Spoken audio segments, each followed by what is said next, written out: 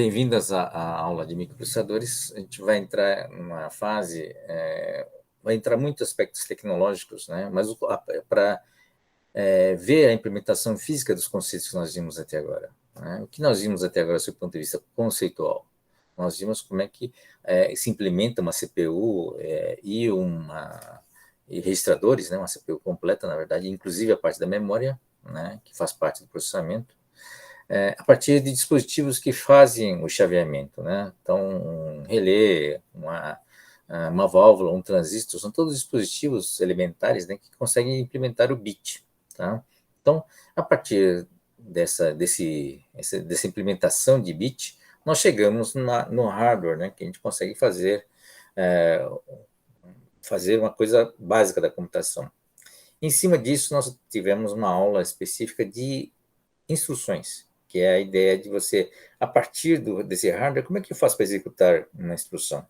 Como é que se chega num diagrama, né, num esquema onde eu consigo executar uma instrução, tá?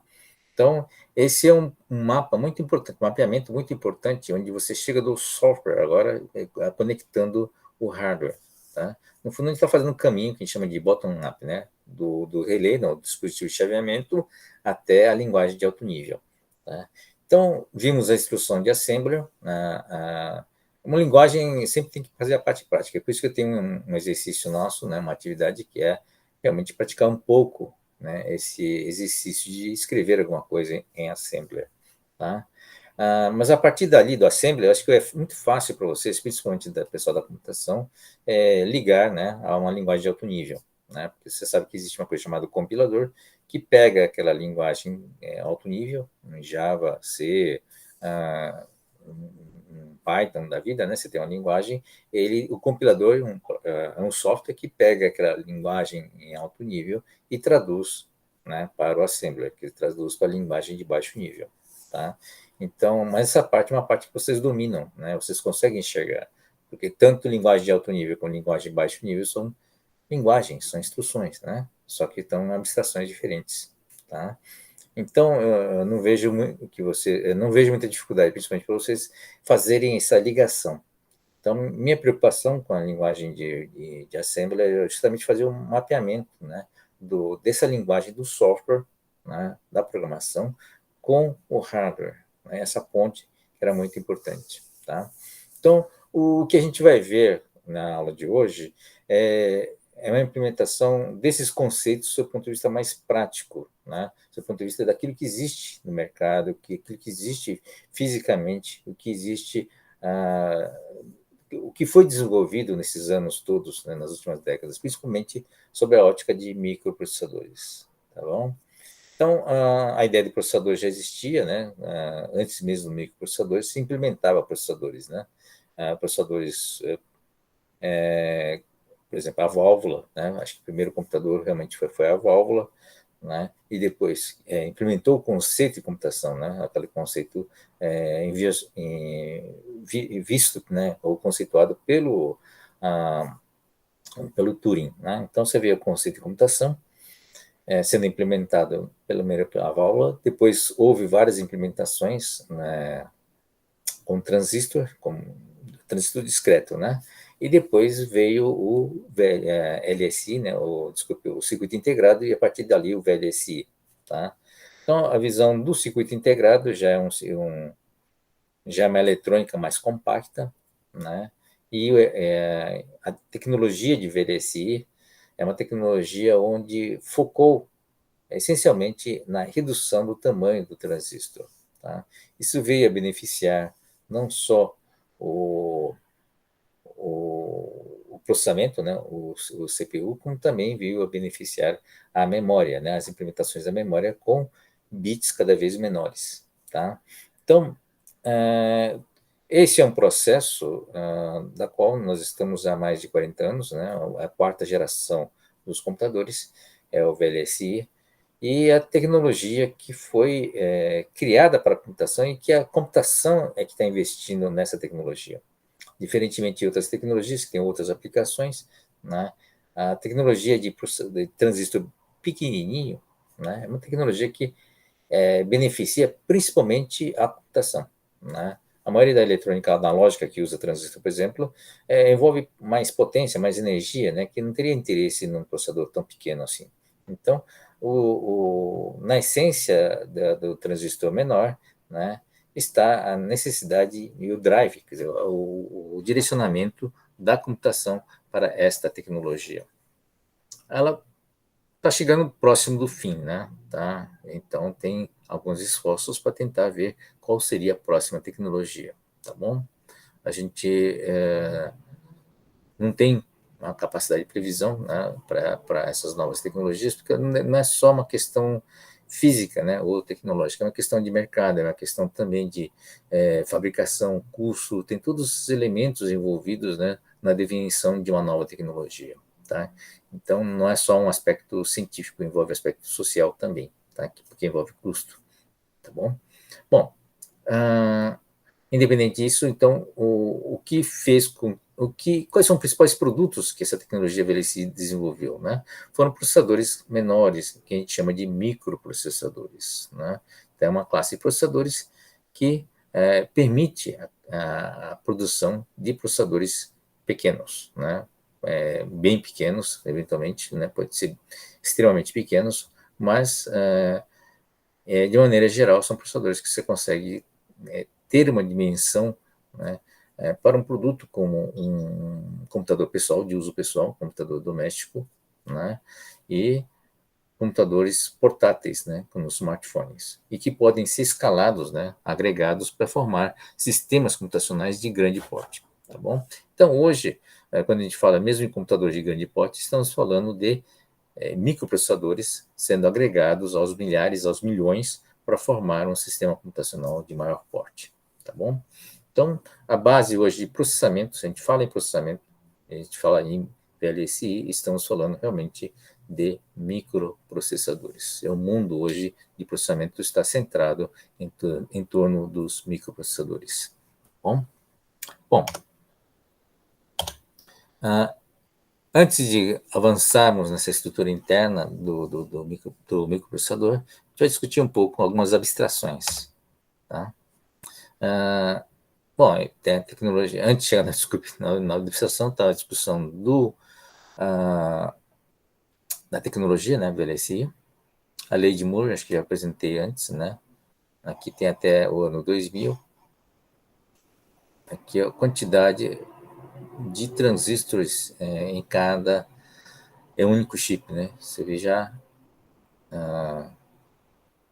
antes de vocês nascerem, né, ano 2000, vocês, que não, vocês ainda não tinham nascido, né? Já estavam em 42 milhões de transistores no único chip, tá? Aqui tem um slide interessante, né? É um pouco ruim de enxergar, mas ele mostra o tamanho. Aqui não tem o tamanho, né? Tá? Aqui tem o tamanho em escala logarítmica.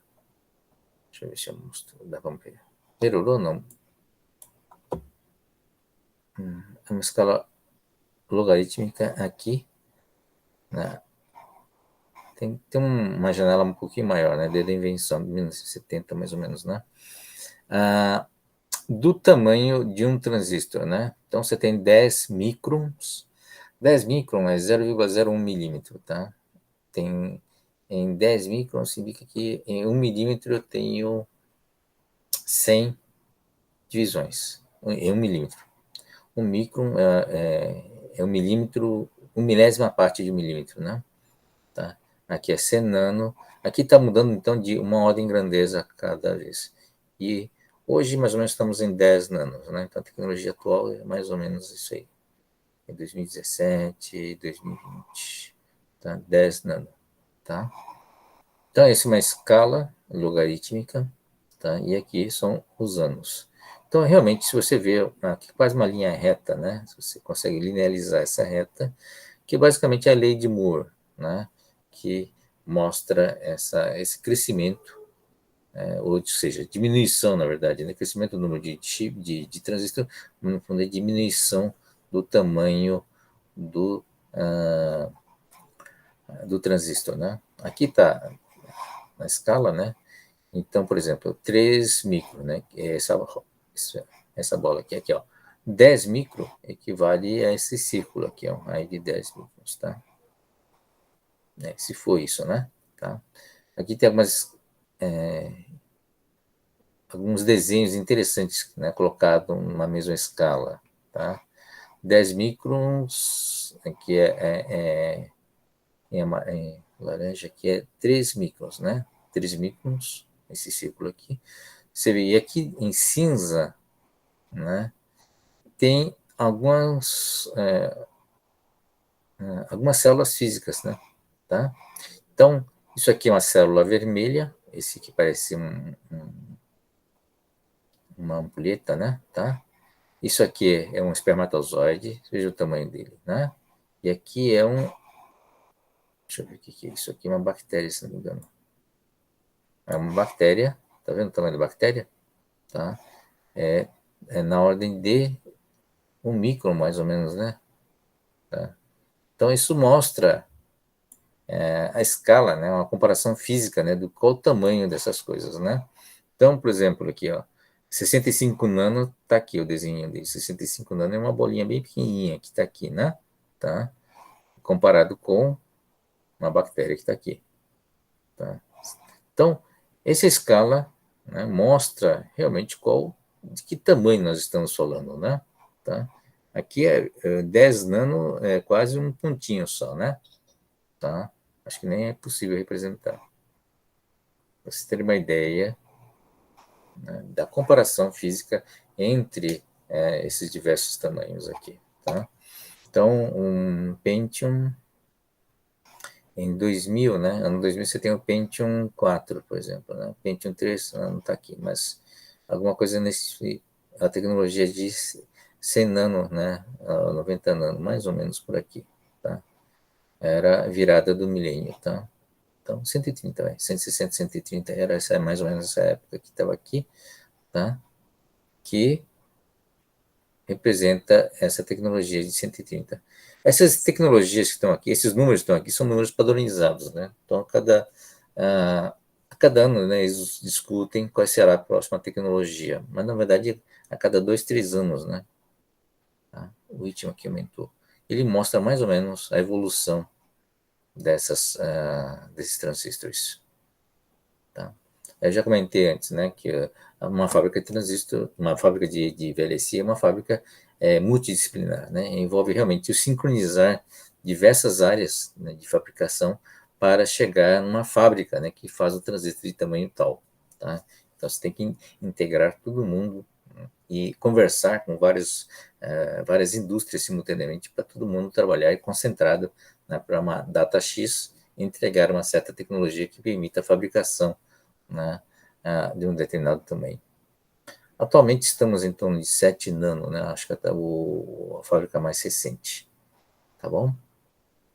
Dúvida aqui ou não? Né?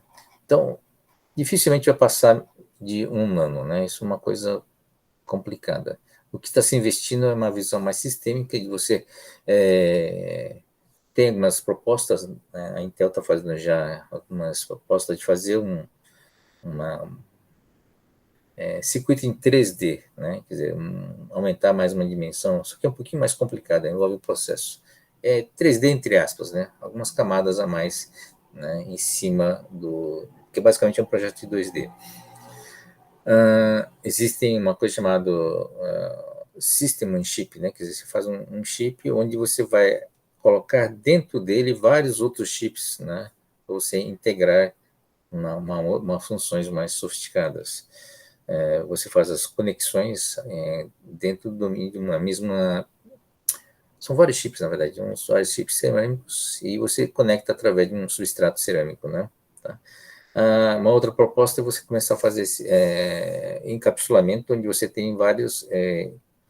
Você vai empilhando várias pastilhas de silício, tá?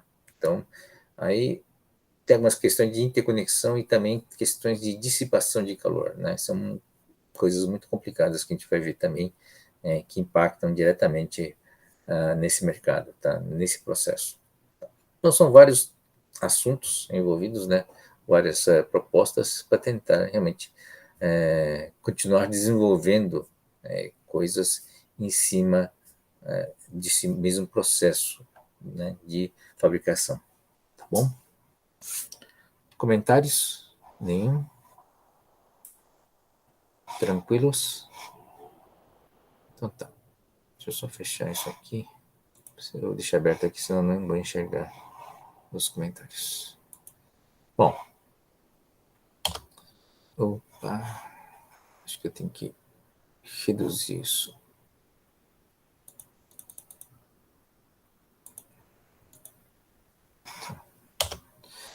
Bom, eu estava falando de abstração. Então, isso é uma coisa física, né? Na parte da física, a gente vai discutir algumas abstrações. A abstração principal que vocês devem saber, né, ou devem trabalhar, é provavelmente o modelo de abstração de execução dado pelo sistema operacional. Acho que já discutimos isso antes, né? Uma das funções do sistema operacional é entregar uma interface padronizada para o hardware, para o software aplicativo, né? O que seria essa interface padronizada? Tá? No fundo, é um conjunto de funções com um devido protocolo de utilização, né? O protocolo faz parte do software, né? Então, que permite que o aplicativo, né, consiga abstrair o hardware e consiga utilizar os recursos do computador, né? No fundo é o seguinte, no fundo o sistema operacional entrega uma abstração, né, de um computador para o software aplicativo, não é isso? Então, por isso que muitas vezes, aliás, a grande maioria das pessoas que programam o computador não precisa conhecer o detalhe do computador, tá? Não precisa porque é uma abstração, né? Mas ele conhece a abstração, conhece o modelo, né, de computação que está por trás, tá? E quem fornece esse modelo, tá? Que não é só o modelo estático de um computador, mas um modelo de execução, quer dizer, o próprio sistema operacional diz como o seu programa, como o programa aplicativo será executado, tá? Então, portanto, é um modelo de execução. Ele tem toda uma dinâmica, ele cuida da parte dinâmica de execução do processamento, portanto, o sistema operacional é um executor dinâmico, ele mostra um modelo de execução do seu programa. Então, é um modelo para o programa, tá? É um modelo para que o programa enxergue alguma coisa que executa esse programa. Tá? Então, é por isso que é o modelo abstrato de execução. Então, o papel do sistema operacional é entregar esse modelo, essa visão. Claro que isso vai ser diferente para cada sistema operacional. Então, um sistema operacional de tempo real, por exemplo, vai entregar uma abstração diferente de um sistema operacional que tem um modelo mais estático, né, ou convencional de computador. Da mesma forma, um sistema operacional para multimídia também vai apresentar uma determinada característica própria para aplicações de multimídia, né, com uma abstração diferentes. Tá? Então, apesar de você pode ter o mesmo físico, computador físico, em todas essas instâncias. Tá? Então, você tem o mesmo computador físico, mas você tem um sistema operacional em tempo real que dá uma abstração de modelo de execução diferente. Não sei se vocês estão conseguindo entender. Né? Então, da mesma forma que no mesmo hardware eu consigo rodar o Windows, o Linux, ou qualquer outro, eventualmente um outro sistema operacional, QNX, por exemplo, sistema operacional em tempo real, eles trabalham em cima do mesmo hardware, né? E apresentam diversas abstrações diferentes sobre o ponto de vista da aplicação. Tudo bem? Da mesma forma, eu tenho como implementar, entregar para o sistema operacional uma abstração, né, de uma implementação, um computador, uma implementação, né, não seria implementação, é, no fundo, uma abstração de um computador, né, a partir da linguagem assembly, a partir da linguagem de instruções. Tá? Significa o seguinte, que eu entrego uma máquina que implementa um determinado assembler, né? É a mesma linguagem que vocês estão trabalhando, né? Aquela linguagem que vocês estão trabalhando é uma linguagem hipotética. Mas eu posso fazer com que vocês tenham uma máquina que implementa um determinado assembler sempre. Tá? Isso facilita bastante do ponto de vista do sistema operacional. Ou seja, se o hardware muda, eu posso implementar um hardware diferente, mas que desde que seja compatível bit a bit, né, com o código hexadecimal do assembler, eu troco a máquina e consigo continuar usando o mesmo sistema operacional sem precisar compilar. Tá? Então, é uma grande vantagem, sob o ponto de vista do sistema operacional ou de qualquer outro programa já compilado. Tá? É como se você tivesse um padrão de linguagem, como fosse o da Intel, né? O x86, né? Que na verdade você troca, né? Tanto faz se o processador é da Intel ou da AMD, por exemplo, né? Ele vai executar o seu programa independentemente do processador, independentemente do hardware. Então essa é a ideia da visão, né? Do modelo abstrato do computador dado pela ISA, né? Que é o Instruction Set Architecture, né? É uma arquitetura, né, baseada em conjunto de instruções. Tá? Então a ideia é você ter um padrão de instruções. Veja, a instrução seja mapeia diretamente no hardware, né? Tá? Um conjunto padrão de instruções que, a partir desse conjunto padrão, você consegue ter todo um conjunto de softwares já padronizados, né? Ou prontos para serem rodados nesse hardware. Tá? Uma grande vantagem, vocês concordam? É o motivo pelo qual a Intel e a AMD competem entre si, né? E você não precisa pensar em trocar de software ou mandar recompilar o software. Tá? Então, existe essa iniciativa, né, que é baseado no ISA. Ele é conceitualmente muito interessante, porque a gente vai ver mais à frente. Tá? Manter a compatibilidade binária do código de máquina, né, de instruções de máquina. Ele substitui, na verdade, o papel do compilador.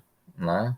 Então, qual que era o modelo anterior, né? Era baseado no os dois softwares importantes para o hardware, né? Para a arquitetura de computadores, é o sistema operacional e o compilador, né? Tá? Então, qual que era a ideia do Linux, por exemplo, desculpe, do Unix, né? É você ter um sistema operacional, gerar uma abstração, né, de uma máquina de execução, quer dizer, realmente uma máquina que o aplicativo enxerga, é uma abstração, tá? Mas essa máquina, essa abstração vai ser escrito em uma linguagem de alto nível que eu vou ter um compilador. Aí sim, eu vou poder mudar o compilador toda vez que mudar o hardware. Tá? Então, o hardware e o compilador é um par casado, do ponto de vista do sistema operacional. Tá? Então, o sistema operacional é estável, está escrito em linguagem de alto nível, está escrito em C. Tá? Então, eu mudo o sistema operacional, desculpa, eu mudo o hardware, né? Mas toda vez que eu mudo o hardware, o fabricante também vai ter que entregar também o compilador, né? O compilador da linguagem C. Aí, tendo esse par, processador e o compilador, eu consigo rodar qualquer software desde que eu consiga compilar, né, esse software. Tá? E o primeiro software mais importante para qualquer vendedor de processador é o sistema operacional. Né? Então, se você já tem um universo de sistema operacional já pronto, preparado, né, já escrito numa linguagem, né, tal que basta mudar o compilador, né, basta ter, está escrito tudo em C, basta mudar o compilador e eu consigo ter, né, esse compilador, esse sistema operacional rodando no meu processador, perfeito. Eu passo a ser um produto, né, que todo mundo consegue usar, todos os aplicativos conseguem usar, né, e consigo disputar meu mercado com ele. Tá bom? Então, essa é a ideia básica. Né? Você tem dois níveis de abstração: uma abstração de execução, né, a partir do sistema operacional, e a abstração do computador físico a partir da padronização da linguagem de máquina. Tá bom? Não sei se está muito abstrato com você, mas, em todo caso, esse é o papel do ISA, que vocês vão ouvir bastante ainda. Tá bom? Alguma dúvida? Ô, professor, eu tenho Diga. uma dúvida em cima desse ISA. Tá. Eu lembro que eu li alguma vez, por exemplo, e você comentou da AMD versus Intel, né? Esse ISA é um conjunto de instrução, por exemplo, aquele conjunto de instrução em assembly. Sim, por exemplo, da Intel, né? A assembly é da Intel, então, é isso? Não necessariamente. A gente vai ver, a partir dessa ideia do ISA, né? O que surge, né? Que modelos surgem? Porque o que eu entendia? Essa abstração, vamos supor que na minha mente é uma classe abstrata, né? Uhum, E aí cada pessoa implementa os métodos herdando dela da forma como quer. certo. E aí a Intel, ela falou, olha, vou implementar o end com 4 ciclos de instrução e por aí vai. E aí a Intel, a AMD vai lá e fala, não, olha, o meu vai ser diferente. Eu vou tentar fazer em 3 ciclos a multiplicação, mas eu vou fazer eu vou precisar colocar mais soma, sei lá, Tá. mais ciclos na soma. E é isso que vai diferenciar o a AMD da Intel, é como eles implementam essa abstração que é o ISA. Certo, mas não vai ser nesse nível de detalhe, quer dizer, não entra no número de ciclos. A ISA vai padronizar somente a instrução. Tá vendo? O ISA significa o seguinte: instruction set, quer dizer, é o conjunto de instruções. Tá? Então, vai padronizar o AND com R1 ou o AND com com um acumulador, vai ser um código X, né? 0001, por exemplo. Né? Ele vai padronizar a parte binária. Tá? Então, tanto a Intel como a AMD, né, toda vez que você quiser executar um end, vai ter que colocar esses mesmos bits. Tá? Agora, internamente, a implementação pode ser completamente diferente.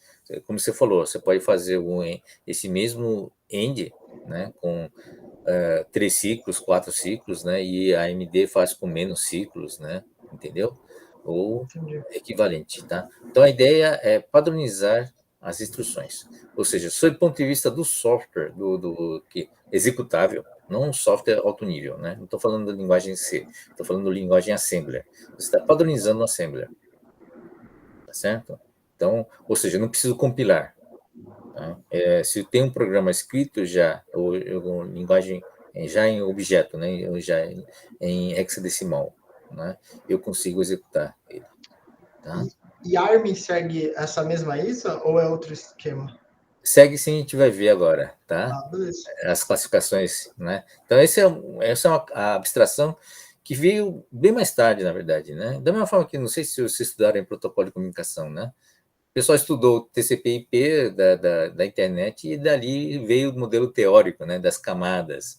Tá? E acontece a mesma coisa com as linguagens e a parte de sistema operacional. As abstrações, Unix foi uma grande escola, né, que ele gerou algumas padronizações do próprio I3E, né, o projeto envolvendo o POSIX, que fez uma série de padronizações do que vem a ser funções do sistema operacional, inclusive enxergando outras coisas, né?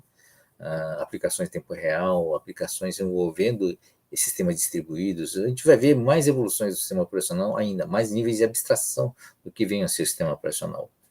Né? E da parte das linguagens, né, a gente veio linguagens mais ligadas à máquina, né, claro.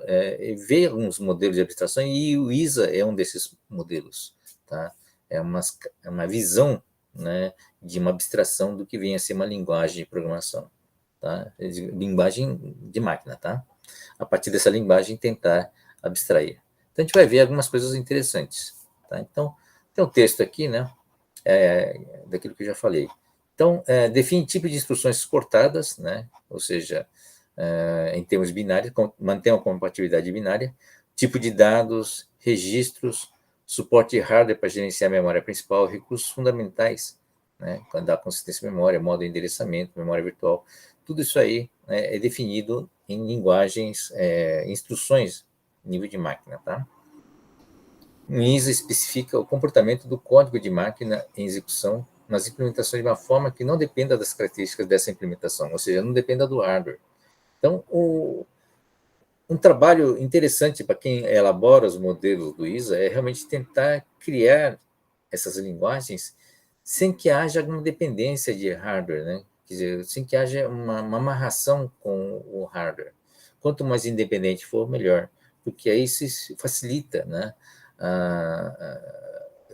Que haja uma diversidade na implementação. Tá? Então, a partir desse ISA, por exemplo, você pode fazer com esse que permite de várias implementações de um ISA que diferem em características como desempenho, né, tamanho físico e custo, entre outras coisas. Tá? Então, como você não tem amarração, né, só de assembler, então você pode ter um hardware, né, um processador que executa mais rápido aquele assembler, aquelas instruções, tá? Gasta mais energia, por exemplo, ou ter outras implementações que são de baixo consumo de energia, né? Tá? Então, executa o mesmo código de máquina, de modo que uma máquina de baixo desempenho e custo mais baixo pode ser substituída por uma máquina de melhor sem necessidade de substituir o software. Tá? Ele também permite, software no sentido de código mesmo, né? Não precisa mudar nada. Né? Ele também permite a evolução das microarquiteturas e das implementações daquele ISA, né? Então, ou seja, aliás, esse é um dos problemas, dos objetivos principais, né? A gente sabe que o software tem uma inércia muito maior do que o hardware, né? O hardware, cada 2, 3 anos, você tem uma fábrica nova que faz um processador mais rápido, né? E mais barato, tá? Então, e 2, 3 anos, às vezes, é o tempo de você desenvolver o software, né? Tá? Então, mas imagine uma situação onde você vai desenvolvendo o software e você tem que mudar toda a estrutura do software toda vez que muda o hardware, né? Então, isso é uma loucura. Tá? Então, a ideia da ISA também é justamente permitir que você consiga melhorar o hardware, né, onde você vai executar o software, sem precisar mudar o software. Tá? Há uma certa garantia de que o hardware pode continuar evoluindo sem se preocupar com o software. Isso é uma outra preocupação importante também. Tá? Então, ISA, ele embute uma série de filosofias muito importantes, né? Principalmente, por isso que tem a camada de abstração, né? Principalmente para a área de software da aplicação, não só o sistema operacional, como também da aplicação. Tá? Vejo que é uma visão um pouquinho diferente, né? Com um modelo envolvendo o compilador e envolvendo uma linguagem de alto nível, quer dizer, médio nível, né? Que no caso do C. Tá? A C, normalmente a aplicação é escrita, não é escrita em C, né? O C é uma linguagem intermediária. Bom, posso executar um software executado em gerações anteriores de implementações. Tá? A partir dessa ideia, surgem umas coisas interessantes. Tá? São as classes, né, das ISAs, como classificar a ISA. Então, uma ISA pode ser classificada de várias formas. Uma classificação mais comum é a da complexidade das instruções. Tá? Então, você pode ter, imagine que estou construindo uma ISA. Né? Estou construindo um conjunto de instruções. Tá? Vou tentar ser mais independente possível do hardware, né? Mas às vezes não é possível. Uma das visões foi criar um conjunto de instruções, né, mais simples do que um conjunto dominante na época, que era da Intel, né? Tá? Então, a ideia foi criar um conjunto de instruções reduzidas, chamado RISC, né, a abreviatura disso. A ideia é fazer tem uma série de diretrizes que a gente vai explicar, né? Tá? Que em vez de você ter instruções cada vez mais complexas, né? Que a Intel foi crescendo o seu conjunto de instruções, tá? À medida que vai desenvolvendo e vai tendo cada vez mais espaço para você implementar, né, em hardware as coisas, ele foi sofisticando as instruções, né? Então chegou uma hora que ficou muito complicado, ficou muito complexo, tá? Então veio o movimento de, assim, puxa, mas em vez de fazer uma coisa muito complicada, por exemplo, onde você penaliza todo o hardware por causa de uma instrução, né? Por que não fazer um movimento inverso, onde a gente vai tentar simplificar ao máximo essas instruções, tá? Não vai ter instruções complicadas, por exemplo, só vai ter instruções simples, concentrarmos nessas instruções que são mais executadas e tornar essas instruções mais executadas o mais rápido possível, né? E facilitar, né, para o hardware essas implementações. Aí eu teria talvez mais fabricantes, né, desse modelo, né, desse ISA mais simples. Tá? Então essa é a visão do modelo chamado RISC, né, que é o conjunto de instruções reduzidos. Veja, muita gente confunde o RISC como sendo um hardware mais simples, mas não tem nada a ver com hardware. Claro, como consequência virou um hardware mais simples, mas o RISC significa conjunto de instruções reduzidos, ou seja, é uma visão de instrução, é uma visão de software, né? Tá? Ligado ao hardware, mas é uma visão de software, tá? A gente vai ver mais detalhes, essa diferença entre RISC e CISC, tá? Mas tem outras visões interessantes a partir do ISA, né? arquiteturas, por exemplo, surge, por exemplo, a visão de arquitetura de palavras de instruções muito longa, né? Very Long Instruction Word, né? Ou VLIW, né? VLIW, tá? O que é isso, né? Tá certo que era uma época que a instrução era 16 bits, né? Depois foi expandido para 32. Mas se você olhar o assembler, né? Aqui, vocês vão ver que não tem muito espaço para instruções diferentes, né? A gente viu diversos assemblers, né? Abre numa folha as instruções mais simples, pelo menos as básicas, né? O que significa isso, né? Caber numa folha? Significa que mesmo um processador de 32 bits ou mesmo um processador de 64 bits, né? São bits onde você tem um grande desperdício de espaço para a instrução, porque a instrução, desde a época de 8 bits, né? Você não consegue usar, não consegue ter tanta variedade de instruções, tá? Esse universo de instruções que estão aqui, né? Temos determinadas classes. Operação com inteiros, operações lógicas, né? São a parte de operações. Você tem operações de fluxo de dados e operações de fluxo de controle. São os dois fluxos que você tem que controlar, o fluxo de dados e o fluxo de controle, né? Onde você administra a execução, tá? E as operações propriamente ditas. E se juntando esses três conjuntos, não dá muito mais do que 100, digamos assim. Não, aliás, até uns 50 instruções diferentes já é suficiente. Tá? Aí você tem que escrever, como são 8 bits, você tem que preencher 250 opções. Aí você cria as variações com registradores. Né? Algumas variações com saltos, né? Gerencia pilhas diferentes, né? Algumas coisas desse tipo mais básicos. Quando você passa para 16 bits, tá, o universo de instruções não muda muito, mas você tem, já de cara, você consegue ler juntos alguns parâmetros, né? Que com 8 bits você tinha que ler em bytes separados, né? Tá? Você tinha instruções com 1 byte só, tinha instruções com 2 bytes e 3 bytes. Tá? Quando você vai trabalhar já bom, tem a grande vantagem, 16 bits você já leu o endereçamento, né? Já no único FET, em vez de dividir em 2 ou 3 FETs, né? Quando você começa a trabalhar com 32 bits, né? Aí a instrução, eles começam a fazer um mix de instruções. A cada lida, assim, lê duas instruções, uma combinação de instruções. Você carrega parâmetros também, né? E carrega endereços também numa única lida. Tá? Então, ainda tem uma margem para você tentar otimizar, né, o espaço de instruções.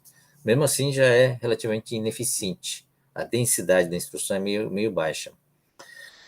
Quando passou para 64 bits, quer dizer, ficou 20 anos em 32 bits, porque ninguém viu motivo para aumentar isso. Porque você aumenta aquilo, dobra o tamanho para 64 bits, você começa a ter problemas, você começa a ter problema de eficiência. Tá? A linha fica mais ruidosa, porque você tem mais sinais paralelos, e você não tem ganho de desempenho em cima disso. Né? O que você vai pôr nesses 64 bits, em termos de instruções? Uma instrução de soma, né? Uma instrução de OR ou AND, ocupando 64 bits, né? Quer dizer, fica muito complicado. Tá? Usar todos esses bits. Você começa a ter uma baixa densidade sob o ponto de vista de instrução. Tá? Então, essas questões acabam pegando também o risco. A gente vai comentar isso mais à frente. Tá? Então,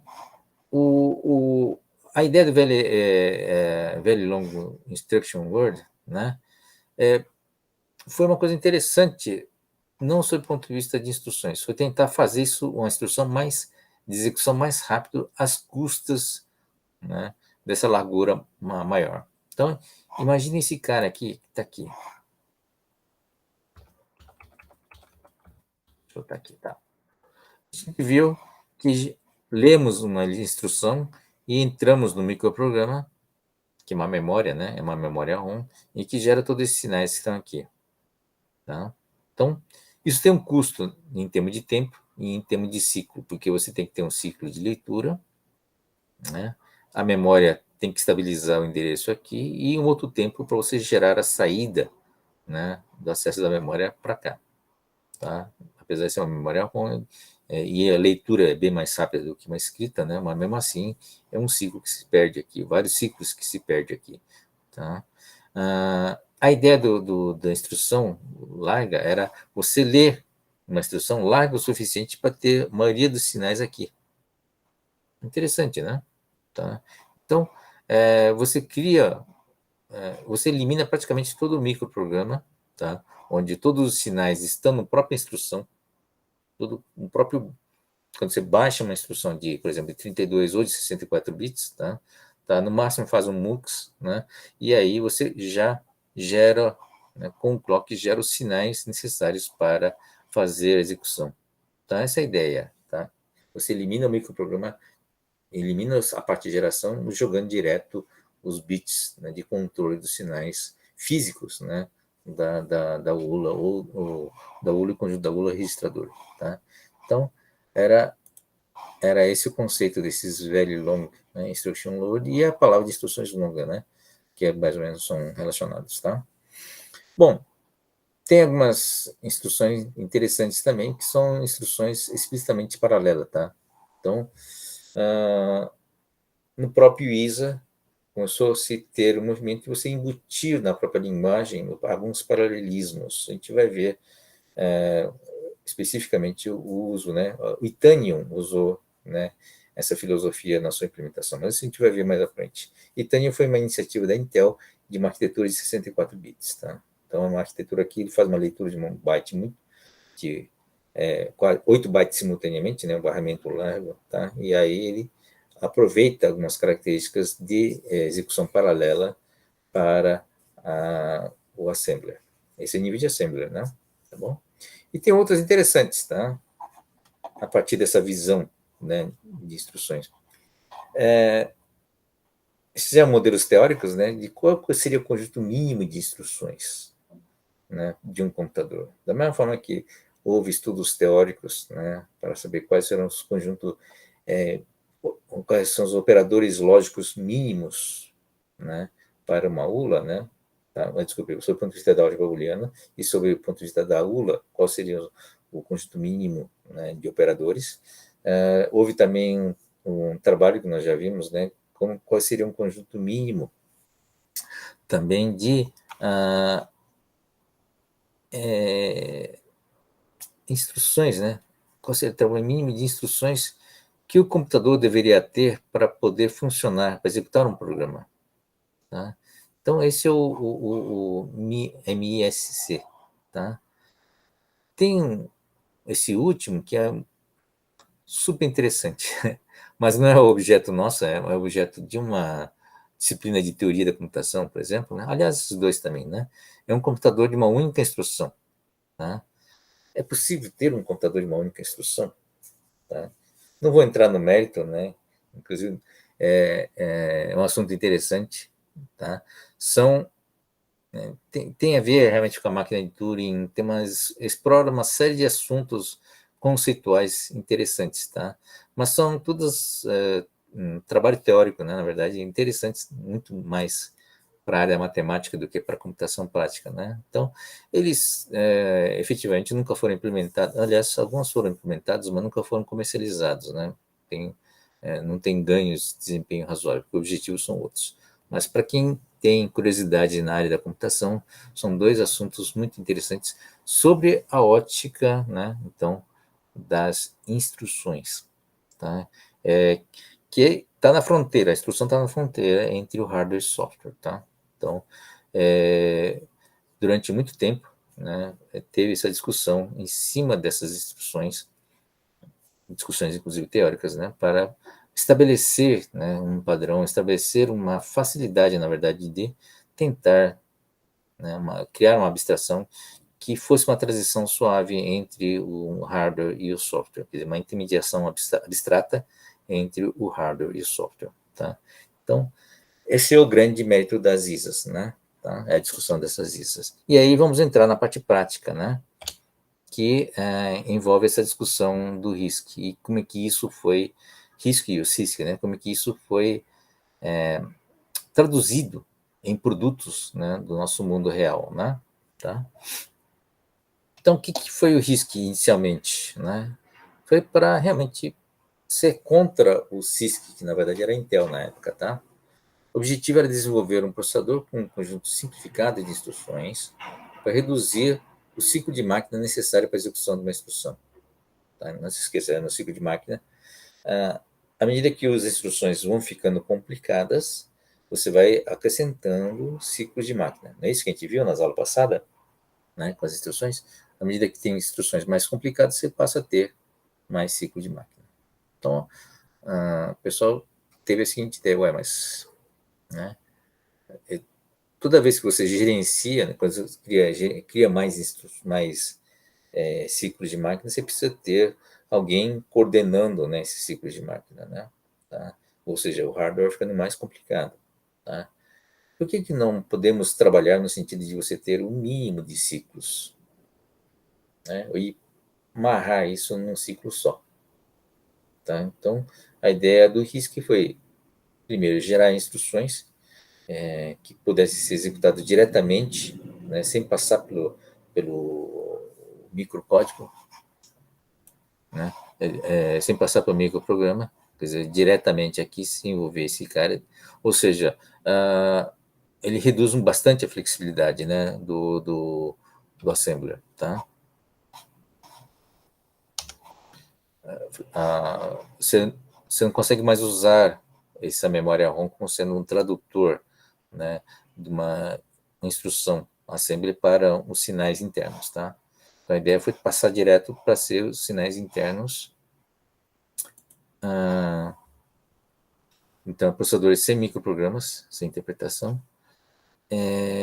Reduzir o número de instruções de máquinas, no fundo, reduzir para um só. Tá? E funções complexas ou funções menos frequentes seriam feitas pelo compilador. Tá? Por exemplo, uma instrução que eventualmente não consegue ser feita num ciclo só. Né? Então, você tem que decompor isso em várias instruções. Tá? E aí, essas várias instruções, o compilador traduz isso, né, na verdade. Você está escrevendo, eu quero que multiplique, por exemplo, né, ele vai decompor isso em várias instruções. Né? Se você só tem instrução de soma, vai decompor em várias instruções para executar essa multiplicação. Tá bom? Então, algumas instruções, né, como foi dito aqui, teve até ganho 10 vezes mais rápido do que um CISC. Tá bom? O princípio de projeto, todas as instruções então seriam executadas por hardware. Tá? Maximizar a taxa de execução das instruções. É importante simplificar e padronizar as instruções de tamanho padronizadas, né, fixos, ou seja, isso faz com que o hardware seja mais simples e investir nesse hardware para ser o mais rápido possível.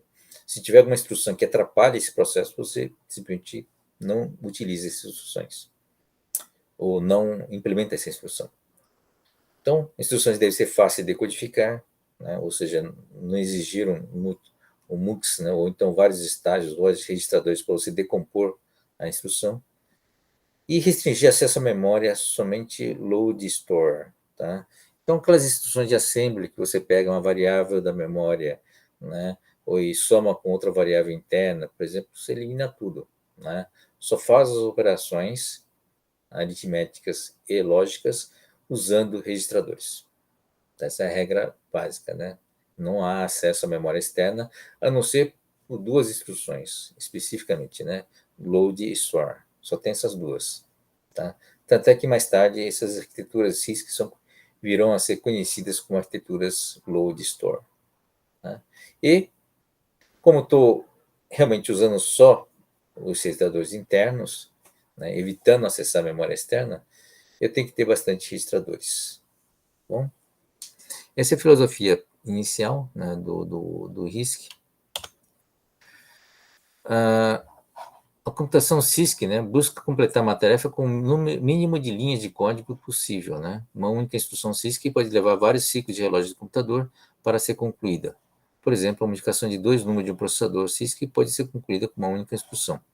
Então, essa é uma instrução em assembler, né, onde é feita uma multiplicação com duas variáveis. Esse 1200, na verdade, é um endereço externo, é uma variável, né? Na memória externa, tá? E 1201. Então, o que ele está fazendo? Ele está indo na memória externa, endereçando o 1200, tá? Trazendo a variável, né, para algum registrador interno de rascunho. Vou lá de novo buscar o 1201, uma outra posição de memória, tá? E fazer internamente a multiplicação, né, e ter o resultado no acumulador, tá? E eventualmente, né, salvar na memória externa também, tá? No caso do traduzir isso aqui para uma implementação RISC que tem a operação de multiplicação, né, você já está pressupondo isso, o compilador vai ter que traduzir da seguinte forma, né, tem que fazer você não consegue fazer um acesso à memória externa, né, diretamente, né, pela instrução. Então, a única forma possível é através de instruções load e store, ou load ou save. Tá? Então, ou seja, eu preciso carregar primeiro, endereçar o 1200 e carregar primeiro no registrador interno, fazer o mesmo com o outro, né, e fazer a multiplicação para depois, né, internamente com os registradores, depois guardar, né, na outra posição de memória. Tá? É isso. Tá? Então, o processador RISC, as operações são realizadas apenas em registradores, né? Não diretamente na memória. Embora isso aumente a quantidade de instruções, permite o uso de instruções mais simples e mais rápidas. O que significa isso? De maneira geral, né, se você não tem muita multiplicação, significa que eu vou sair ganhando. Tá? Porque a maioria das operações serão muito mais rápidas. Tá? No caso, só para traduzir uma implementação, né? No computador CISC, por exemplo, essas operações são otimizadas, né? Tem uma grande complexidade de hardware porque você tenta fazer essa operação de uma forma mais otimizada possível, envolvendo todos os recursos internos do processador. Tá? Isso realmente pode prejudicar, na verdade, fica bom para a multiplicação, mas fica, né, que provavelmente não vai gastar tanto tempo, né, como um RISC, mas ele vai prejudicar algumas instruções básicas, né, como o próprio load, a própria multiplicação interna, né, multiplicação de registradores, por exemplo, acaba sendo prejudicada, né, porque essa instrução, a instrução envolvendo a memória, acaba tomando tempo, né, a implementação dela acaba ficando mais sofisticada, mais complexa por causa, né, dessa otimização. Tá? Então, se você otimiza para um lado, você prejudica o outro lado. Prejudica principalmente as instruções mais simples. Tá? Então, esse é um custo, né, do CISC. Tá? Mas, em compensação, né, ele tem mais opções, digamos assim. Acaba tendo mais opções. E o assembler final, ele acaba tendo muito menos instruções, muito menos bytes. Tá? Então, o que acontece na prática, né? Quando você fixa uma instrução mais larga, o CISC acaba sendo mais eficiente no uso do espaço de código. Não sei se vocês lembram de natureza da informação. O que é espaço de código? Eu tenho os bits, né? Eu tenho 32 bits, por exemplo, né? Na arquitetura. Eu consigo usar esses 32 bits de uma maneira mais eficiente. É isso, né? Porque eu consigo colocar instruções, dentro dessas mesmas instruções, todos os parâmetros necessários para endereçar, eventualmente, as variáveis externas, a memória externa, e explicar, né, ao processador o que ele tem que fazer, né, com esses, em 32 bits de espaço. Tá? Enquanto que se eu uso esses mesmos 32 bits para jogar em instruções simples, como nesse caso aqui, tá? Então, a densidade fica menor, desculpe. Tá? O que acontece aqui?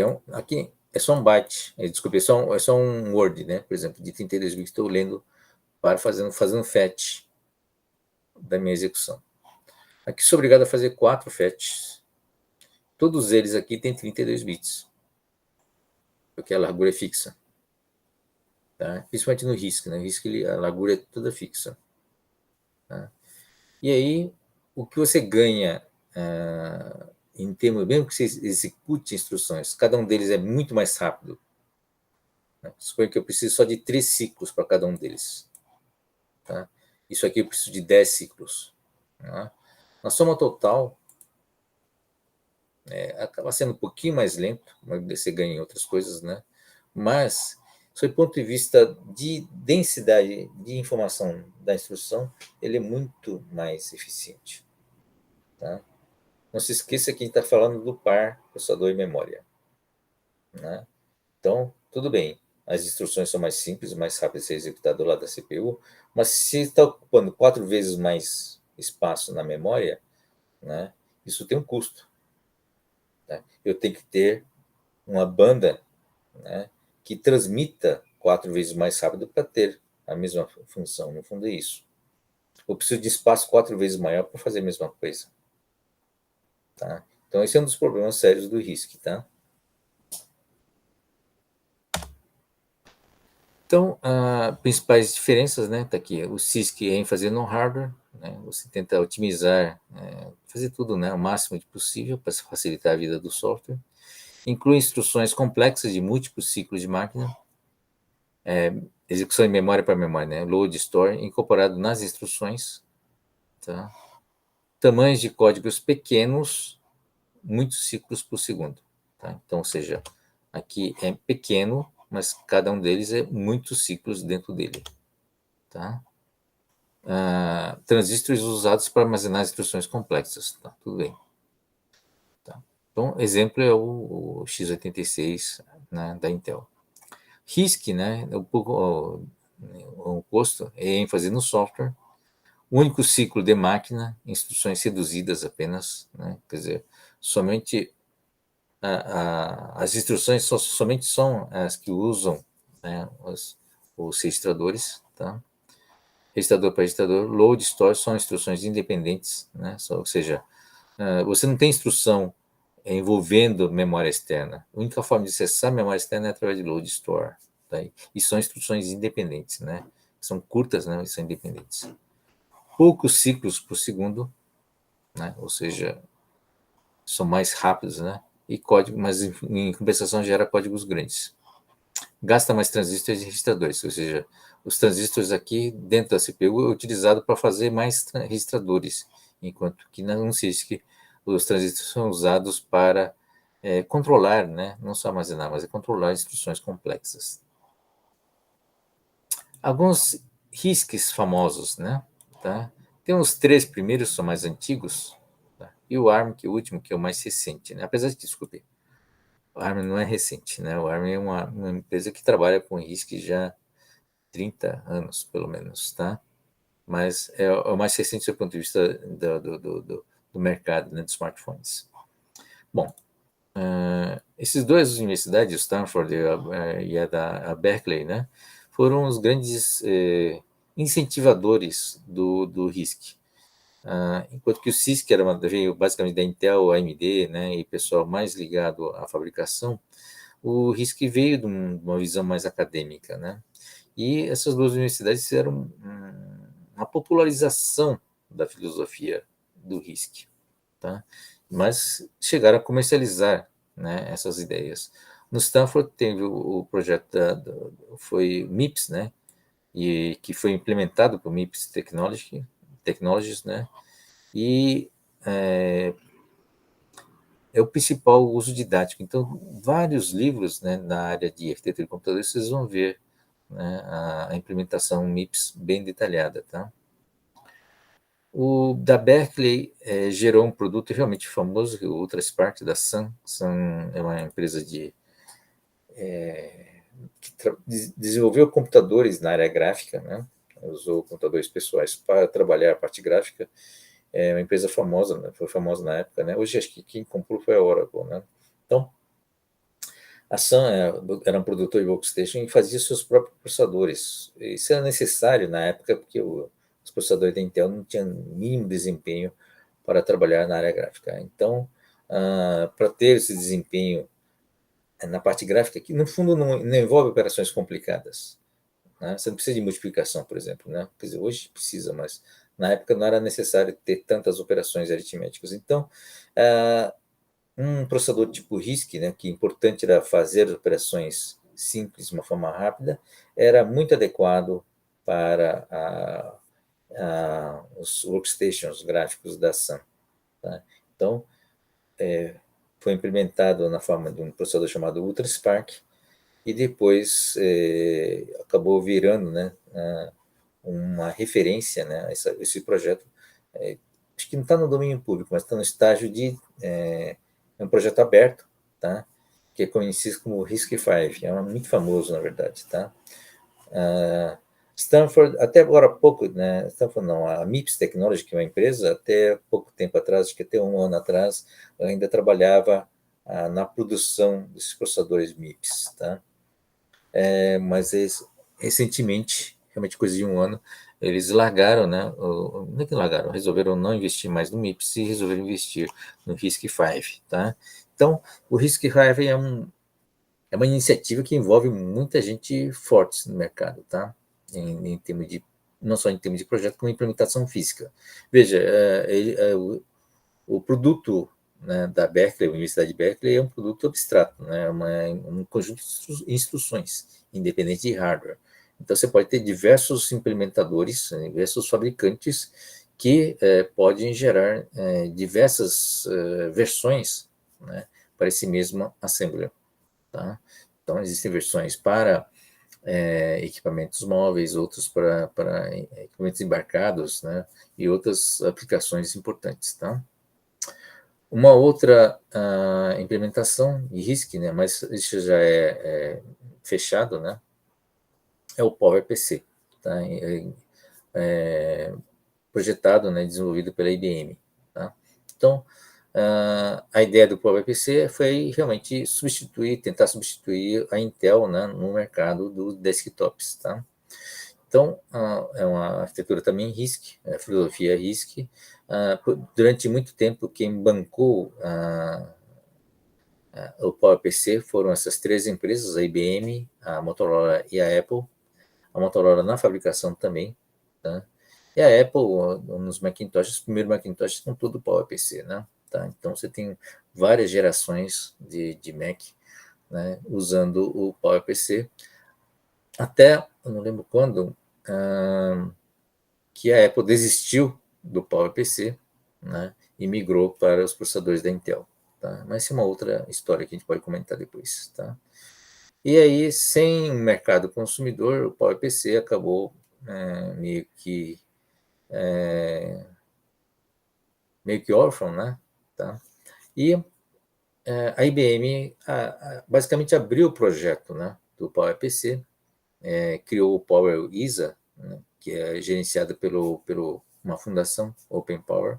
Aliás, o RISC-V também é uma fundação, acho que tem uma fundação por trás.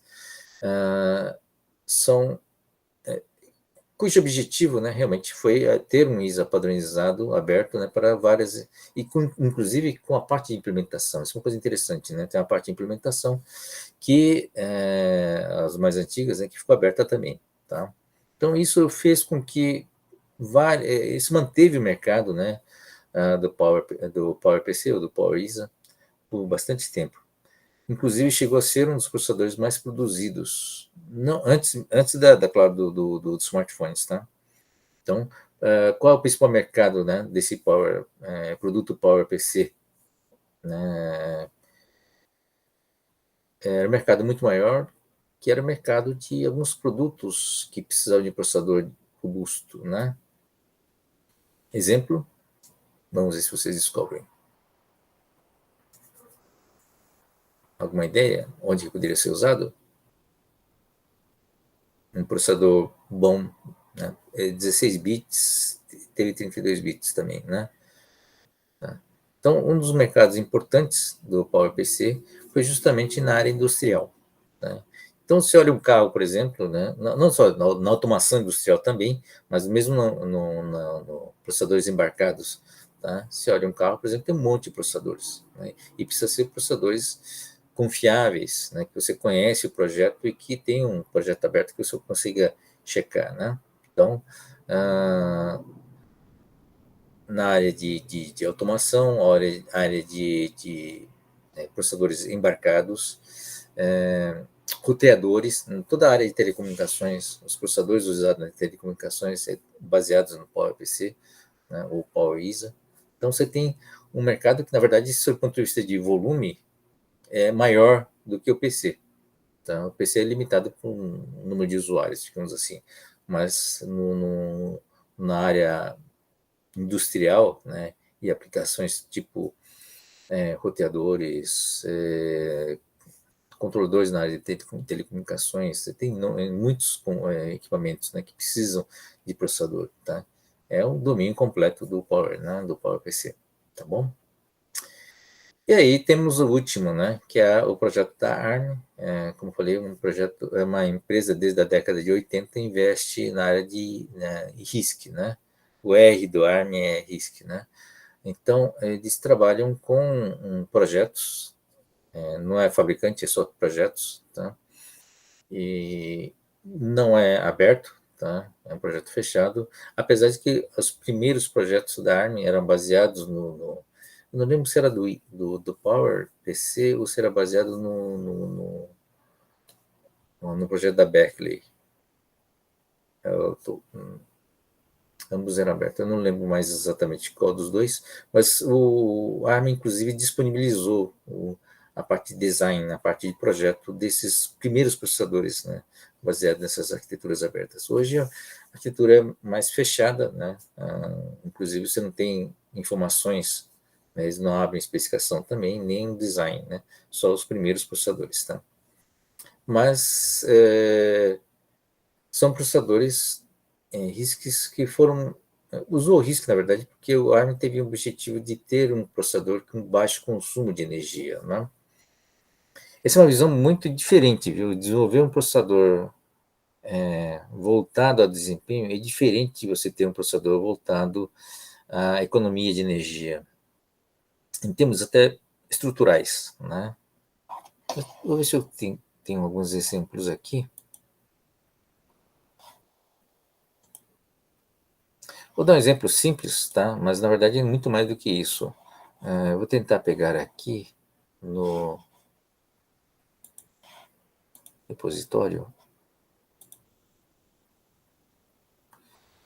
aqui na lógica digital binária.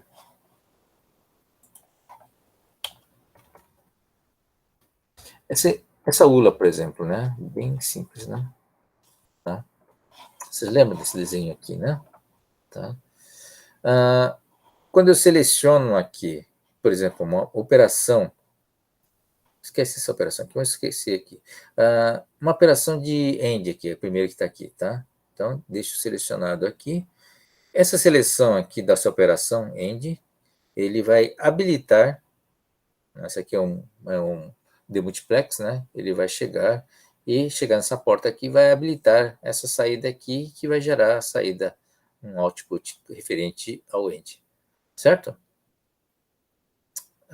Alguém tem dúvida aqui ou não? Tudo certo. Perfeito, né? Dependendo aqui da seleção, você tem 2 bits, ele dá 4 possibilidades. Então, eu posso selecionar a saída AND, saída OR, saída inversora e a saída aqui do somador completo. Certo? Tudo bem? Mas, reparando melhor nesse diagrama, vocês vão ver que, na verdade, né, esse bloquinho aqui, ele implementa fisicamente todas as 4 operações. Vocês concordam?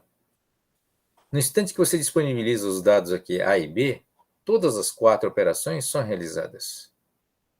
Né? A única coisa que impede esses 4 saídas aqui, né, é a seleção. Tá? É por isso que é um circuito rápido. Uma vez que o dado está disponibilizado, você bota tudo para rodar, né, todas as opções, e só segura na boca, né, na boca da saída desse chip aqui. Vocês concordam? Tá? Com isso que eu ganho no desempenho.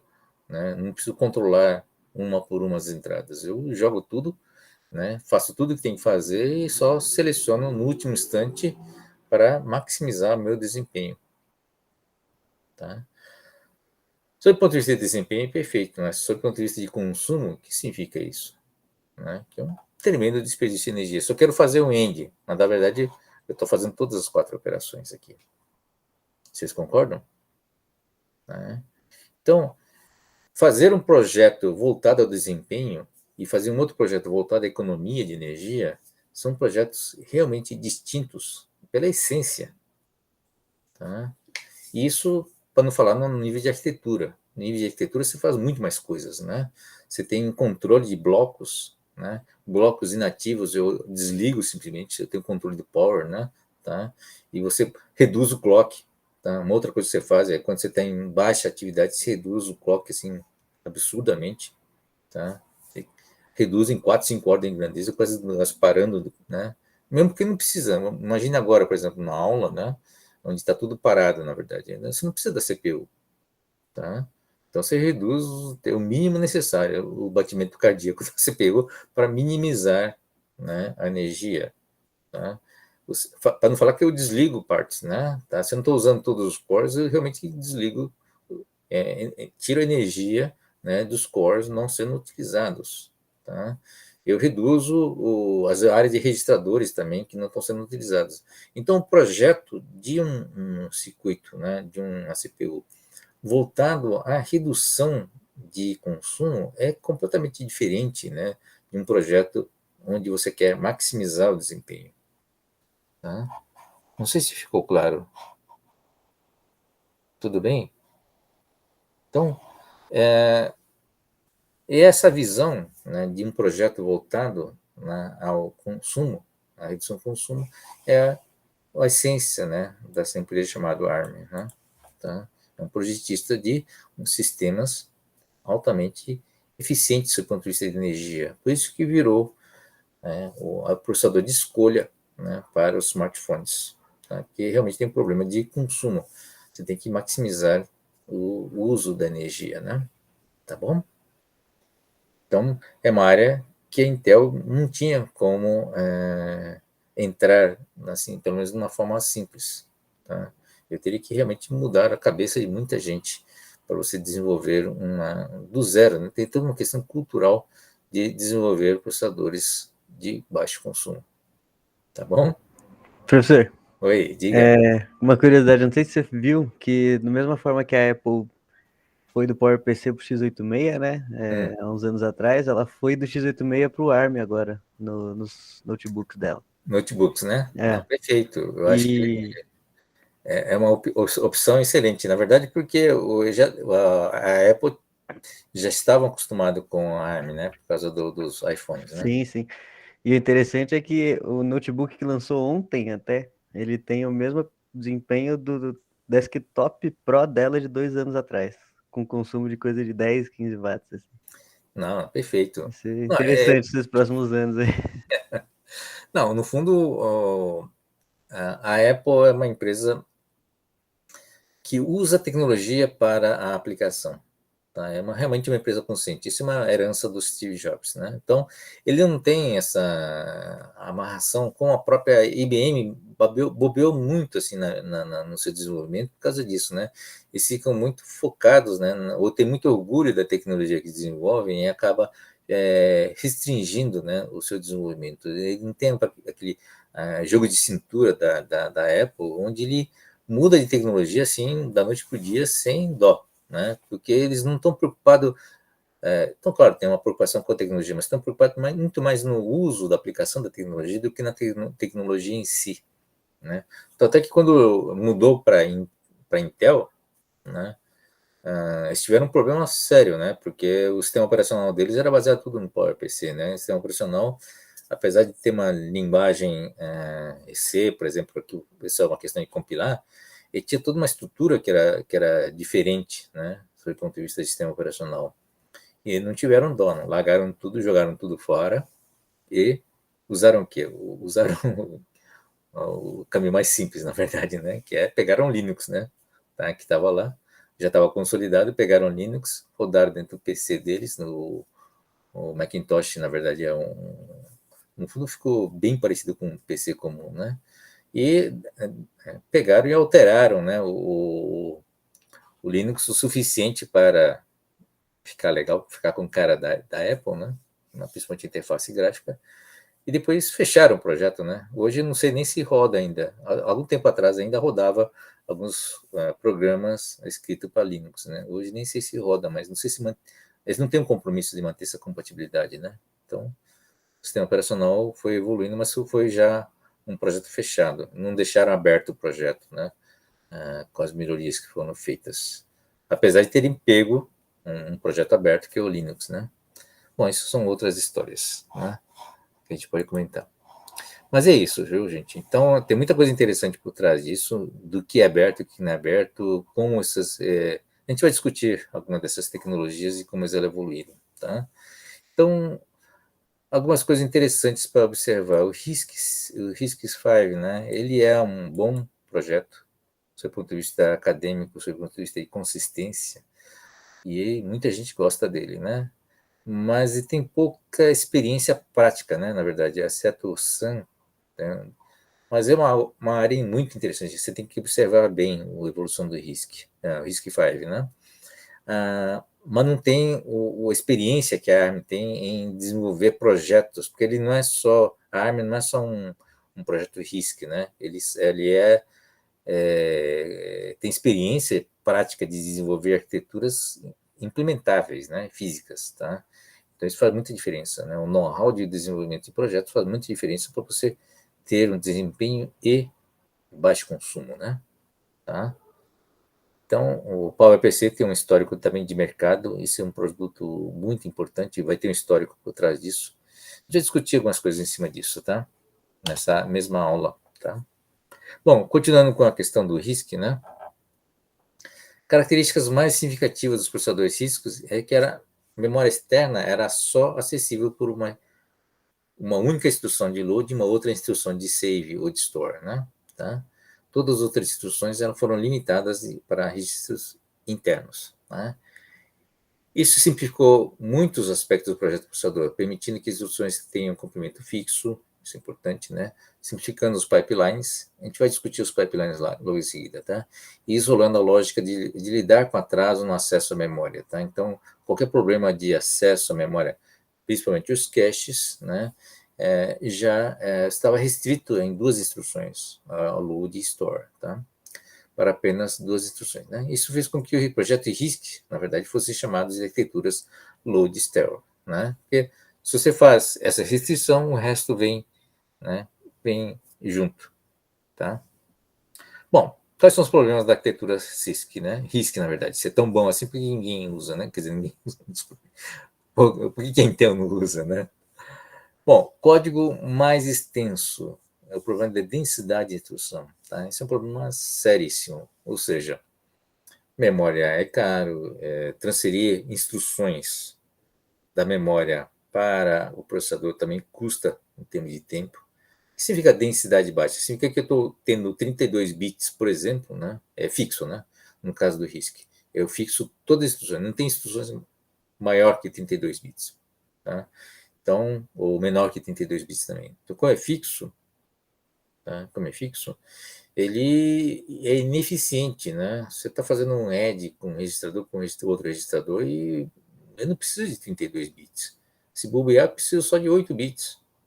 Então, tem uma baixíssima densidade, né, em termos de informação. Vocês viram isso em natureza da informação, né? O que significa densidade de informação? Você tem um monte de bit e pouca informação dentro dele, tá? Então, isso que acontece.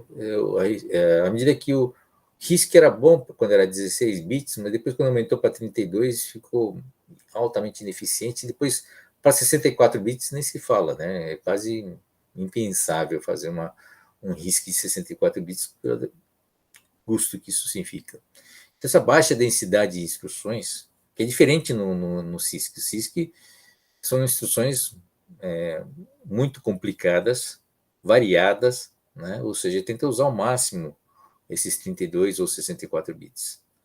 Ele foi, inclusive, de 32 bits para 64 bits porque veio as instruções, né? São 8 bytes, né? Veio as instruções multimídia. Tá? O que ele fazia? Jogava pixel dentro desses 64 bits. Tá? Então, a parte multimídia passou a ser relevante, né, para o assembler e motivo pelo qual facilitou a migração, né, do 32 para 64. Tá? Segundo, a compatibilidade com softwares existentes. Né? Então, essa compatibilidade é um problema de como você não tem um micro programa para fazer a intermediação e para fazer a flexibilidade, então, praticamente, em algumas instruções, você usa todos esses bits, parte desses bits para sinalizar, gerar sinal direto para o hardware, né? Gerar sinal direto no controle, né? Ou da ULA ou dos registradores. Isso significa que eu não tenho muita flexibilidade em termos de assembler, né? Então, isso limitou bastante, né, a compatibilidade de software com, por exemplo, uma nova geração. Toda vez que você gerava um hardware novo, você tinha problemas, né? Basicamente, o hardware não era compatível, desculpe, o software, né? O código assembler, código binário, não era compatível com o anterior. Bom, o CISC também não é burro, né? Implementa parte das ideias do RISC e vice-versa. Né? Por exemplo, o CISC, as instruções mais simples são executadas por circuitos RISC, né? Ou seja, em vez de usar toda a complexidade toda, mas ele começou a implementar algumas coisas de RISC dentro dos processadores CISC. Uma outra coisa que o CISC fez, né? CISC é o complexo, fez, ele foi pegar as instruções complexas dele, né? Tá? Ele lê e ele decompõe, tem uma parte de decode e decompõe aquilo em instruções menores. Tá? Então, aquela multiplicação, por exemplo, ele decompôs, né, em várias outras pequenininhos, né, que chamou isso de micro, no caso da Intel chamou de micro-OP, né, instruções menorzinhas, e essas instruções menorzinhas são altamente eficientes. Usaram a filosofia RISC para implementar, executar essas instruções mais simples. Tá? Então, e ao contrário também aconteceu, né? O RISC passou a ter mais transistor disponível, né? Então ele começa a implementar essas coisas mais complicadas, né? Na estrutura, por exemplo, na superescalar. A gente vai ver esse conceito também. Então, hoje, os dois estilos se tornam tão semelhantes, né? Um fica mais simples, outro fica mais complicado, né? No fundo, se junta os dois, tá? E que a distinção, muitos autores argumentam que não tem mais sentido distinguir RISC do CISC. Tá? Entretanto, né, ainda esses CISCs, esses chips ainda têm algumas características importantes, né? Ainda tem a ideia de usar instruções de ciclo único e uniformes, ou seja, tamanho fixo, né, e um único ciclo.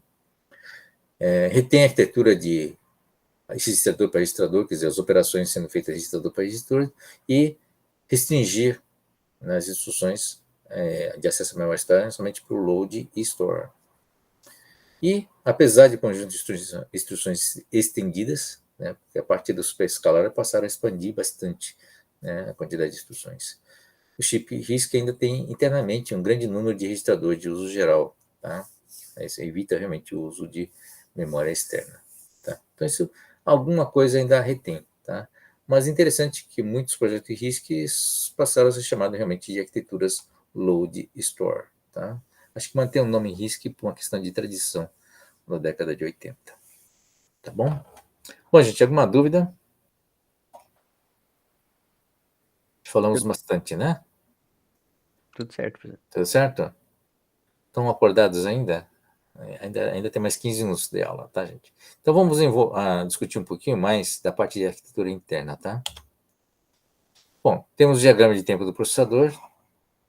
A gente viu, tem um ciclo de máquina, né? As quadraturas, você tem um FET, executa a instrução e incrementa esse, né? Bom, a primeira discussão que a gente vai fazer é sobre uma coisa chamada pipeline. Tá? Para que serve pipeline? Você tem que olhar primeiro esse diagrama que está aqui, né? Se você reparar bem, né?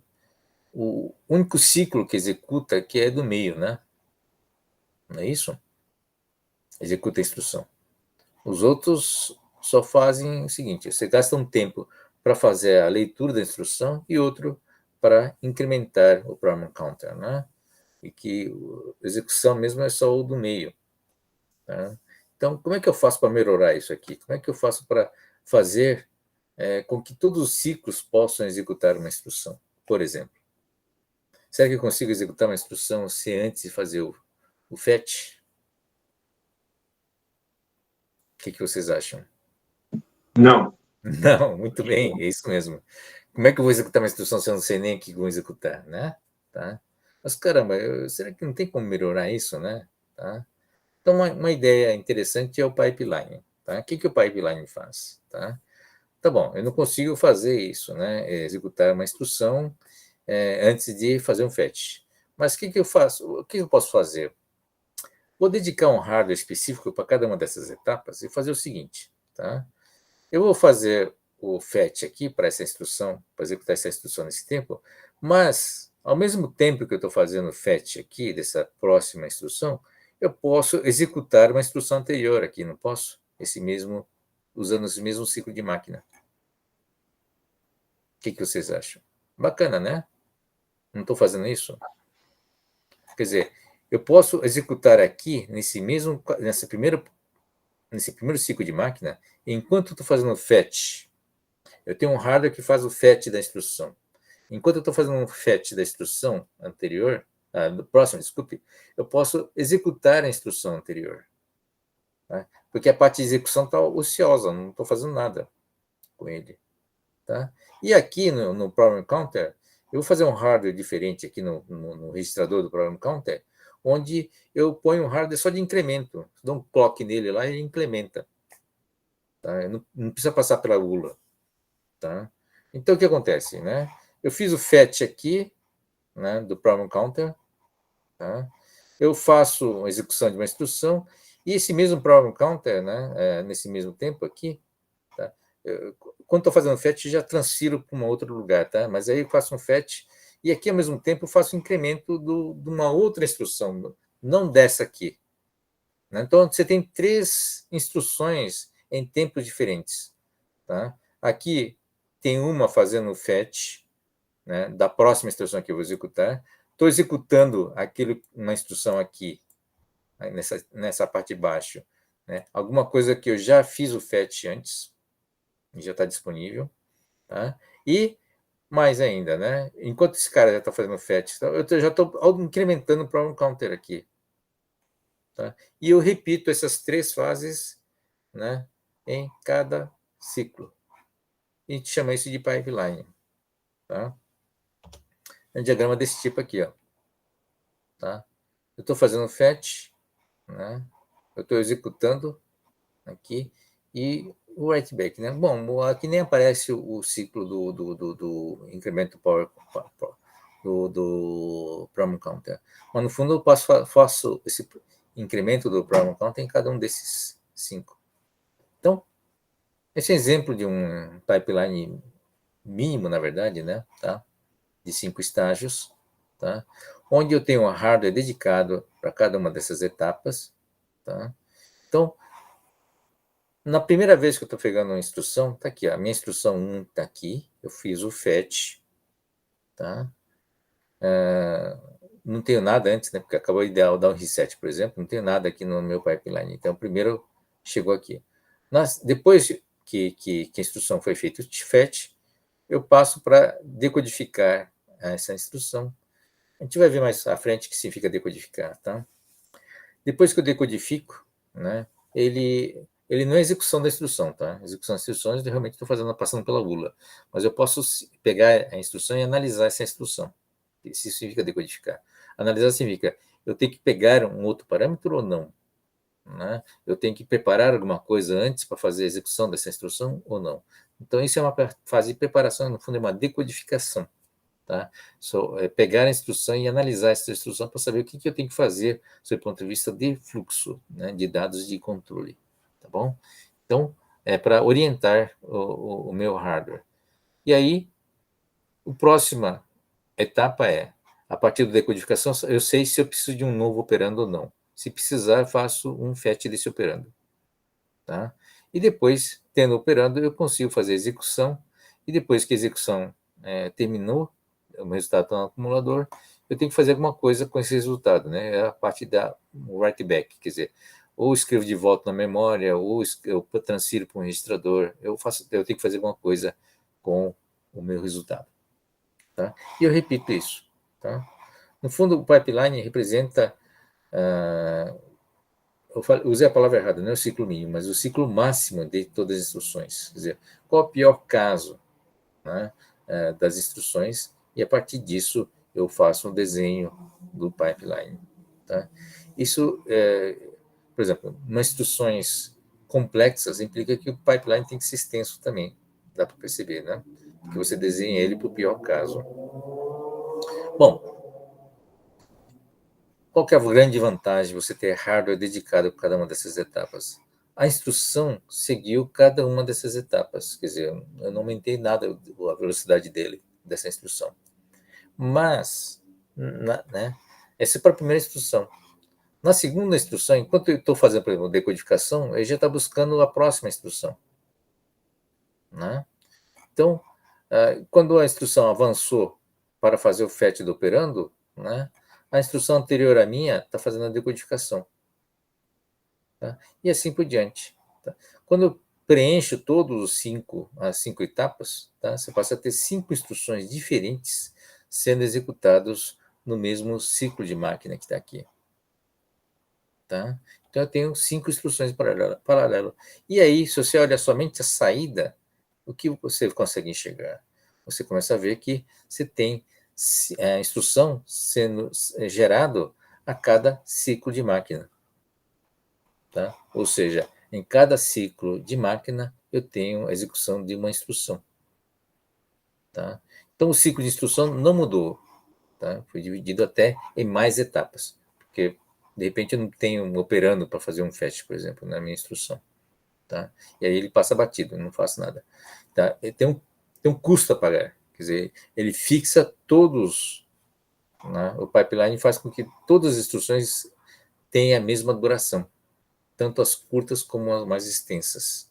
Tá? Mas, em compensação, você começa a ter a execução de uma instrução a cada ciclo de máquina. Bacana, né? Vocês entenderam o pipeline?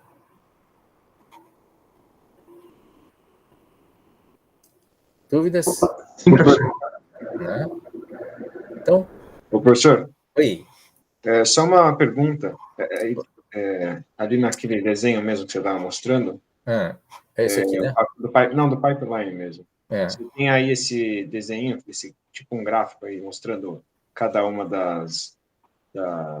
que está sendo executado, aí, cada uma das tarefas. Sim. E aí você tem o tempo. Eu E aí vai até, nesse pedaço que está recortado aí, vai até 9. Correto. Cada um desses períodos de tempo seria um ciclo de máquina? Exatamente. Cada pedaço é um ciclo de máquina. Tá? Então, aqui o S1, S2, S3, cada um desses são as etapas, né?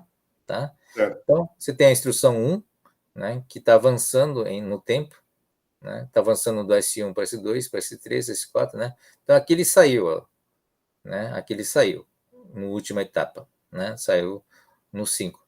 A partir daí, você olha aqui, todos eles aqui, né? Aí, o 5 entrou aqui, né? No instante que o 1 saiu, quer dizer, estava no S5, o 1 saiu aqui no 6, né? O 5 estava sendo lido, né? Tá? A quinta instrução. Então, assim, você enxerga que a cada ciclo de instruções, quer dizer, tem um atraso inicial, que é o da primeira instrução, mas depois da primeira instrução, ter passado pelas 5 etapas, aí cada ciclo sai uma instrução. Tá certo? Tá. Então, qual é o custo disso? O custo é de que algumas instruções mais simples, né, vai ter que passar nas 5 etapas. Mas não é um custo em si, porque acaba sendo que no cômputo geral, você tem uma instrução sendo executada a cada ciclo de máquina. Tá bom? E aí, por exemplo, se esse computador em específico ele consegue executar 5, como que eu posso dizer, 5 Estágios? ciclos, 5 estágios ao mesmo tempo. Então, quando um deles terminar, quando chegar lá, quando estiver chegando lá no... na verdade, acho que é isso, né? Quando um terminar, já começa a outra, né? Isso. Tá 5 ao mesmo tempo. Quando uma delas terminar, vai começar a próxima que está lá. Isso. Na fila, né? Isso significa o seguinte, né? Que, por exemplo, mesmo instruções muito complicadas, imagine uma instrução que precisa de várias etapas. Aqui só tem um operando, né? Mas imagine uma instrução que precisa pegar 3 ou 4 operandos, né? Tá? Claro que é praticamente uma arquitetura CISC, né? Porque o RISC não ia fazer isso, o RISC não ia fazer uma instrução em assembly que pega de vários operandos, né? Mas imagine uma instrução que pega vários operandos, tá? Tá, tudo bem, vai precisar, em vez de 5, vai precisar de 10, 20 estágios, né? Teve a arquitetura da Intel aí que precisou de ter 30 estágios, né? Imagina uma loucura, né? Tá? Mas tudo bem, leva um tempão, leva 30 estágios, mas para a primeira instrução. Tá? Depois disso, tá? Sai uma instrução, mesmo as mais complicadas, que levou 30 estágios, né? A partir disso, sai uma instrução a cada estágio. Tá certo? Bom, bacana, né? Tá? Então, mas será que isso é um custo muito alto? Não, se você considerar que um processador normal já executa alguns milhões de instruções por segundo, tá? O que são 30, né, ciclos na fase inicial para preencher o pipeline, né? Não é nada, na verdade. Vocês concordam? Tá? Então, essa é a ideia. Então, no fundo, você está investindo no hardware, né? Está dividindo a instrução em número de pedaços aqui. Aí é um projetista do ISA, né? O projetista da instrução, que vai dizer quais serão os blocos, como é que eu vou dividir, né, todas as instruções. Quer dizer, você tem que planejar isso, né? Vai pegar todas as instruções, vai ter que analisar essas instruções, qual é o set de instruções que eu vou construir, né, quais serão as principais características deles, quantos estágios físicos eu tenho que criar para eles, quer dizer, qual o pipeline que eu tenho que criar para eles, né? Tá? E fazer uma coisa a partir desse pipeline, né? Projetar com que cada esse estágio aqui, uma característica importante de cada estágio que está aqui, ele dura exatamente o mesmo tempo, senão isso aqui não funciona. Dá para entender isso, né? Tá? Porque, na verdade, é um jogo de prato, né? Você está deslocando um prato do lado, né? Se um deles é mais lento, amarra todo mundo, né, que está atrás, não é isso? Tá? Então, professor, eu queria até perguntar uma coisa com relação a isso. Uhum. É comum isso mesmo? Levar só um ciclo de máquina para realizar uma instrução? Para realizar a instrução em si? Eu pensei que, dependendo da complexidade da instrução, você precisasse de mais ciclos de máquina. Sim, a primeira instrução mais complexa acaba gastando mais ciclos de máquina, né? Mas a partir do primeiro, aí no fundo nivela todos pelo instrução que tem mais ciclos, né? Tá? A partir do primeiro, todos os demais sairão em um ciclo, né? Uhum. Tá certo? Então, mas assim, num computador, o projetista lá, ele sim. vai arquitetar, ele vai projetar o computador, né? De forma que para realizar cada instrução, você vai levar um número específico de ciclos de máquina. E aí, para qualquer instrução, vai ser sempre aquele quantidade. Exatamente. Tá, entendi. Tá bom? Aí, por isso que depende, que pode variar, então, a quantidade de estágios. Só que aí, para todas as instruções, vai ser a mesma quantidade de estágios. Exatamente. Tá, então... Aí depende realmente da habilidade do projetista, né, de fazer um projeto onde você tem o mínimo de estágios. Quer dizer, o pior caso, no fundo, o pipeline representa o pior caso, né? A instrução mais longa, tá? Que exige mais estágios. Fazer um projeto onde você tenha uma otimização desses estágios em comparação com aquilo que a instrução faz, né? Então, pô, de repente você fala, mas eu preciso que tenha uma multiplicação, né? Ou preciso que tenha uma divisão, pior ainda, divisão, né? Tá? Então, tudo bem, né? Aí vai ter mais estágios, mas em compensação, e você vai ter que dividir, né? No fundo, esses estágios têm que ser bem projetados para que durem o mesmo tempo, mesmo ciclo de máquina, na verdade, nos mesmos estágios, né? Tá?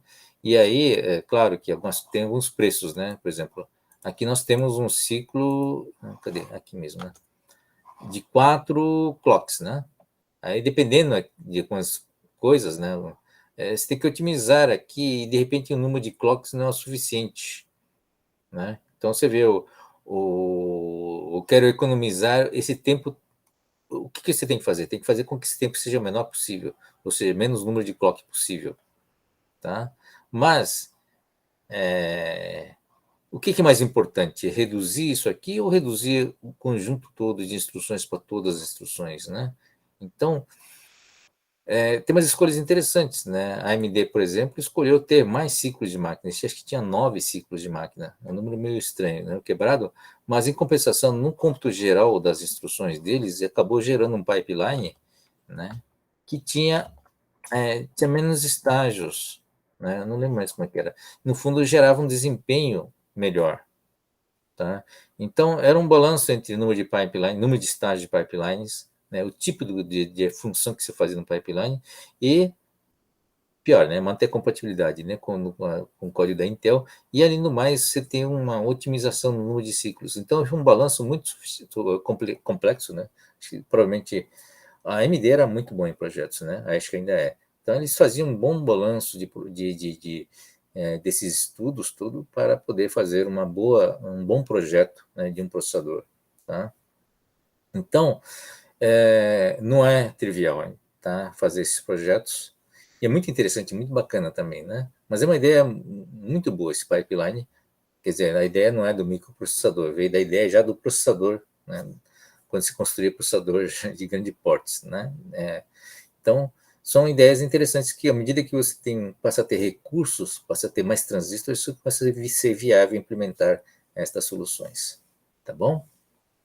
Bom, a gente está estourando em termos de tempo, não sei se vocês estão aí ainda, mas tem umas coisas interessantes, que é o superescalar, né, que está ligado ao pipeline, tá bom?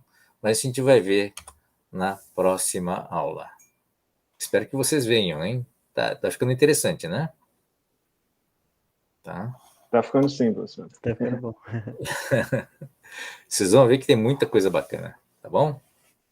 Legal. É isso aí, gente. Opa, tem que desligar. Antes que eu perca a gravação.